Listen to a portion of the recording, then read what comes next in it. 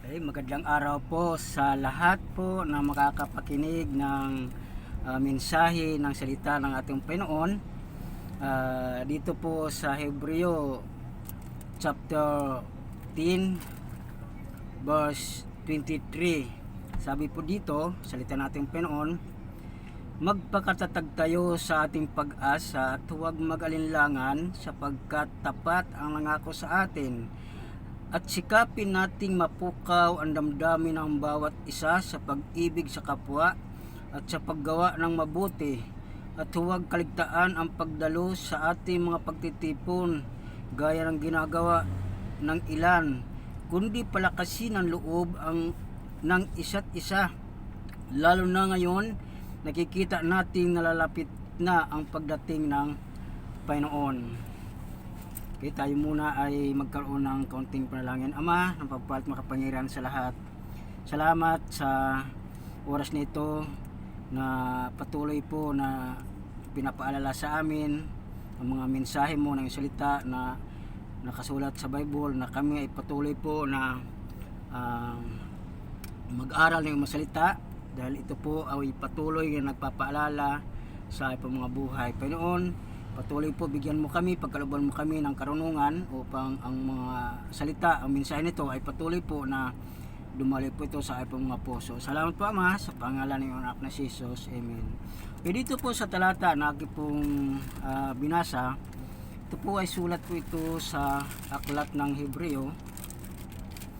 Ang mensahe lang po dito sa mga anak ng Diyos, sabi po dito, magpakatatag tayo sa ating pag-asa at huwag mag-alinlangan sapagkat tapat ang nangako sa atin. Okay, ang ating po dito ngayong lubos na pagka ano sa atin mga buhay, yung nangako sa lahat ng mga sasampalataya sa ating Panginoon. Dahil tunay nga na itong nangangako sa lahat ng mga may pananampalataya sa ating Panginoon, walang iba po ito, ang ating Panginoon Diyos. Kapag siya ay nangako, tutuparin niya ang mga bagay na nais niyang ipagkaloob, mga bagay na makakabuti sa lahat ng tao, lalo na itong mga salita na kanyang ipinapahayag sa kanyang mga lingkod. Ito po ay kailangan po ito na ati po itong ganapin at tuparin sa ating po mga buhay.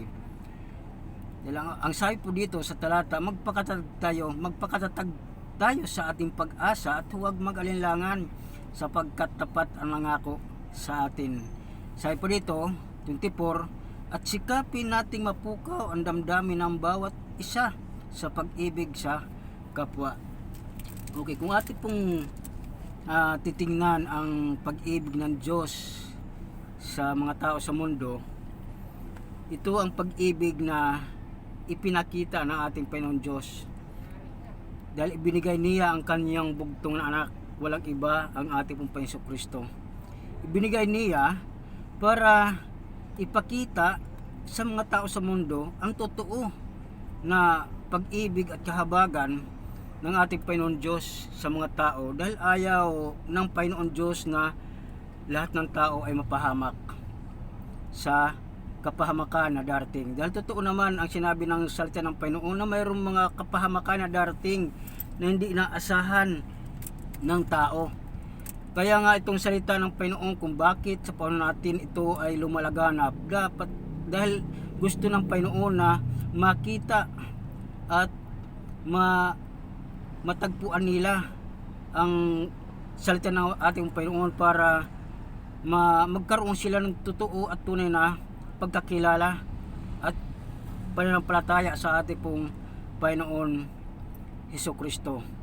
Dahil ang pangako ng Panginoon tunay nga na hindi po masisira, totoo po na magaganap ang mga bagay ayon po sa sinasabi dito sa salita ng ating Panginoon, na patuloy po ito na binabasa, pinag-aaralan ng lahat ng mga anak niya, lahat ng mga lingkod ng ating Panginoon. At kung bakit din ito pinapangaral, ipinapahayag, dahil ang plano ng Panginoon sa kanyang pagdating ay walang tao na mapahamak. Kaya lang nakakalungkot ngayon mas binibigyan pa ng kahalagahan ang kailang mga buhay sa mga bagay na nakikita, na ang salita lamang ng Panginoon ang kailangan na bigyan ng kahalagahan sa buhay ng mga tao. Kaya ang salita ng Panginoon, napakaraming mensahe dito. Marami ang mga talata na mga pangako ng Panginoon sa lahat ng tao, lalo na sa mga sumasampalataya sa ating Panginoon. Ipinakita niya ang mga pangako.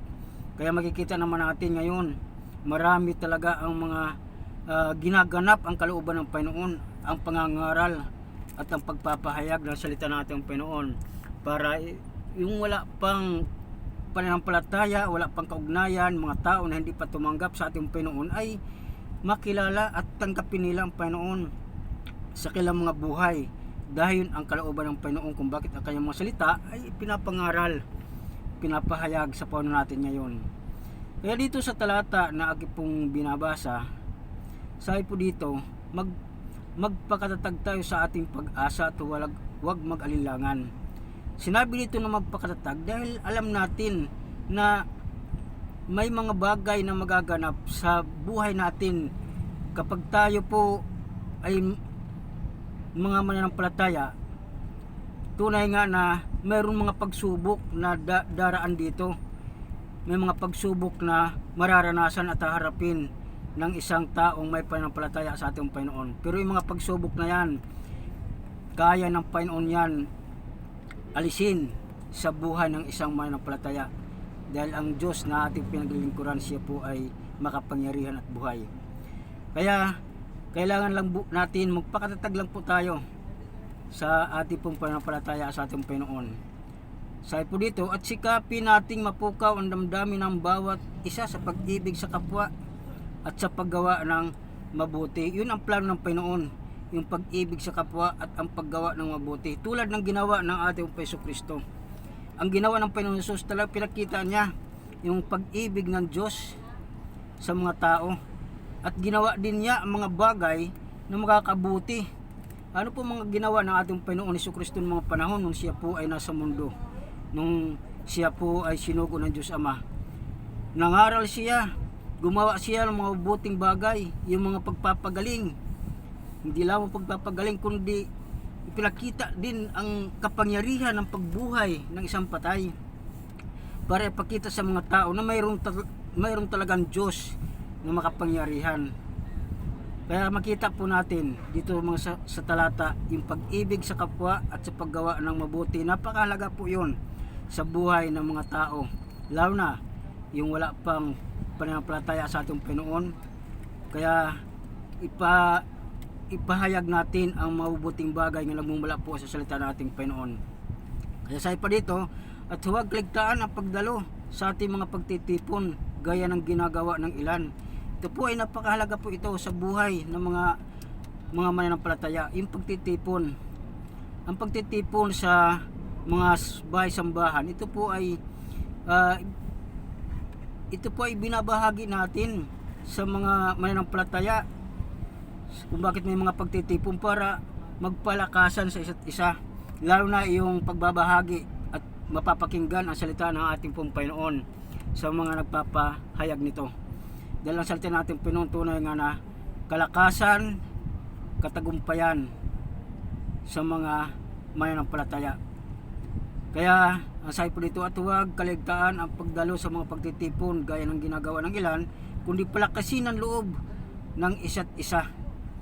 Kaya yung pala ang kailangan, na ang pagtitipon, doon po nagpapalakasan ng loob sa mga pagtitipon, lalo na ang salita ng Panginoon na napapakinggan, lalo na kapag oras na ipinapahayag na ang salita ng ating Panginoon. Napakahalaga po ang salita ng Panginoon sa buhay po ng tao, sa buhay ng tao sa mundong ito, kung bakit itong mga salita ay nandito. Sabi pa dito, lalo na ngayon nakikita natin na lapit na ang pagdating ng ating Panginoon. Naniniwala tayo na darating, magbabalik muli ang Panginoon. Sa kanyang pagbabalik, kailangan po ay nakahanda na tayo. Sa kanyang pagbabalik, kailangan ay karapat dapat na tayo na makasama niya.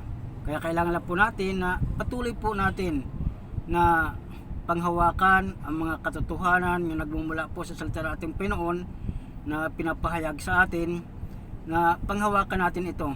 Wala nang ibang salita ng Panginoon na makapagbibigay po ng maganda at maayos na buhay sa mga tao sa mundong ito at sa darating na buhay. Kaya salamat sa ating Panginoon, dahil tunay nga ng salita ng ating Panginoon, ito po yung salita ng buhay na patuloy po na ipinapahayag, ipinapangaral sa panahon natin ngayon sa mga tao sa mundo. Kaya salamat sa Panginoon. Salamat aming Ama ng pagpalit makapangyarihan. Tunay nga na ikaw lamang ang aming Diyos na patuloy po namin na linalapitan. Diyos na buhay, Diyos na nagbabago, Diyos na tapat sa lahat ng bagay. Salamat Panginoon dahil sa iyong mga salita ay patuloy po na nagpapalakas, nagpapatatag, nagpapatibay sa iyong pananampalataya.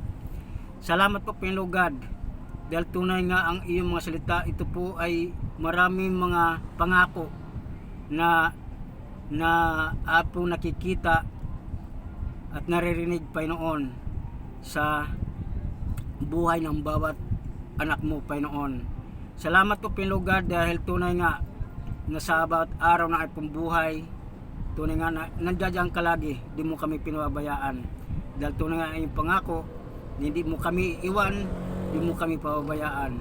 Ang kailangan lang po ng bawat anak mo ay magpatuloy, manatili, magpatuloy at patuloy na mamuhay ayon sa iyong salita. Panginoon, salamat dahil tunay nga napakabuti mo sa buhay ng bawat anak mo Panginoon. Dalayan ko po Panginoon na patuloy po ang iyong mga anak, na patuloy po ang salita na napakinggan ay magrima ito sa kanilang mga puso, at patuloy po ito na maipahayag, maipangaral, dahil iyon ang iyong plano sa buhay po namin Panginoon Diyos. Salamat po Ama, salamat. Tunay nga na ikaw ang aming patuloy na ihahayag, ikaw ang aming patuloy na papapurihan, ikaw ang aming patuloy na luluwalhatiin sa ipong mga buhay, dahil ang ipong buhay ay nagmula sa iyo. Salamat po Ama, salamat sa pangalan ng anak na Jesus na aming Panginoon. Amen. Amen.